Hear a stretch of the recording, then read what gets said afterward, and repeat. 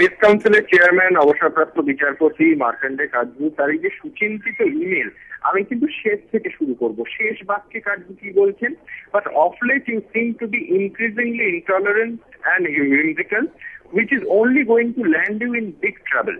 এখন কথাটা হলো যে এই যে কোট আনকোট ক্রমবর্ধমান অসহিষ্ণুতা এবং খামখেয়ালিপনা, এটা যার সম্পর্কে কাটজু বলছেন তিনি কিন্তু এলিতেলি টম ডিখারি নন, তিনি হচ্ছেন এ রাজ্যের মাননীয় মুখ্যমন্ত্রী এবং যার ওপর এই রাজ্যের সমস্ত মানুষ ভরসা করে একটা বিপুল জনসমর্থন দিয়ে তাকে ক্ষমতা এনেছেন।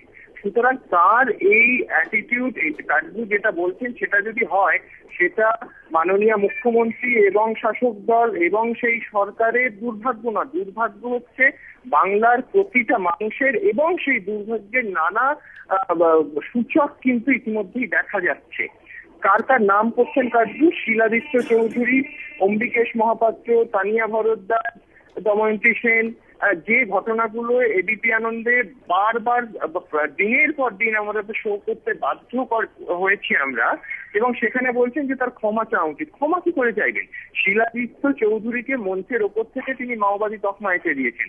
অম্বিকেশ মহাপাত্র যাদবপুর বিশ্ববিদ্যালয়ের অধ্যাপক, তাকে বলা হয়েছে যে এই ইমেলটা নাকি খুনের হুমকি, খুনের চক্রান্ত। তানিয়া ভরদ্বাজ একজন একেবারে কম বয়সী ছাত্রী, তাকে মাওবাদী বা সিপিএম তকমা দিয়ে দেওয়া হয়েছে। এরপর ক্ষমা চাওয়া তো দূরস্থ, বারবার তিনি এবং তার দলের নেতারা এই ঘটনাকে জাস্টিফাই করেছেন, বৈধতা শিলমোহর মেরেছেন, আরো আরেকবার বলে দিয়েছেন যে king can't do any wrong. মানে এই যে অ্যাটিটিউড, আমার মনে হয় যে কাটজু এটার দিকে বারবার আঙুল তুলছেন, এবং আজকে এবিপি আনন্দকে দেয়া তিনি যে ফোন ইন দিয়েছেন, যে টেলিফোনিক সাক্ষাৎকার দিয়েছেন, তাতে তো পরিষ্কার বলছেন যে তিনি কলকাতা এসেছিলেন এবং আমরা সবাই দেখিয়েছিলাম ভূয়সী প্রশংসা করেছিলেন মমতা বন্দ্যোপাধ্যায়। তিনি বলছেন যে প্রশংসা করে তিনি ভুল করেছেন, আই মেড আ মিস্টেক। তো এই উপলব্ধি কিন্তু বাংলার বহু মানুষের এখন, তার কারণ যারা ভোট দিয়ে এই পরিবর্তনের সরকারকে ক্ষমতায় এনেছে, যারা মমতা বন্দ্যোপাধ্যায়ের উপর ভরসা করেছে, তাদের অনেকেরই এই মত কিন্তু কাটজুর সঙ্গে মিলে যাবে। হয়তো অনেকেরই মনে হবে যে তারাও একটা ভুল করে ফেলেছেন।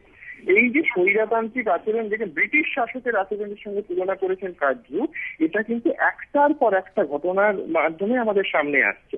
এবং সব থেকে মারাত্মক যে জায়গাটা কাটজু বলছেন যে ইন্টিগ্রিটি নিয়ে, টেলিফোনে বলছেন যে ইন্টিগ্রিটি নিয়ে অবশ্য প্রশ্ন উঠেছে, যে সততার প্রতীক হিসেবে মমতা বন্দ্যোপাধ্যায়ের ভাবমূর্তি চিরকাল পোর্ট্রেট হয়েছে, সেখানে তিনি বলছেন যে তার কানে ত্রিফলার কথা গেছে, ইত্যাদি অনেক কথা গেছে, যাতে ইন্টিগ্রিটি এবং সততা নিয়ে প্রশ্ন উঠছে।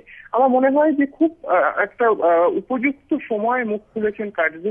এর আগে যিনি কিন্তু একেবারে দ্বিধাহীন চিত্তে মমতা বন্দ্যোপাধ্যায় সততার কথা বলেছিলেন, তার ভূয়সী প্রশংসা করেছিলেন। কোথাও আমার মনে হচ্ছে যে ইমেলের মধ্যে শুধু যে বাস্তব ছবিটা আছে না, কাটজুর স্বপ্নভঙ্গও আছে, যে স্বপ্নভঙ্গের শরীর, যে স্বপ্নভঙ্গের সঙ্গে হয়তো একাত্ম বোধ করবে 8 কোটি বাংলার মানুষ। সুতরাং এখানেই আমার মনে হচ্ছে যে গুরুত্ব, যে সুপ্রিম কোর্টের অবসরপ্রাপ্ত বিচারপতি এবং প্রেস কাউন্সিলের চেয়ারম্যান যা বলছে, সেটার সঙ্গে বাংলার মানুষের অনুভূতি মিলে যাচ্ছে।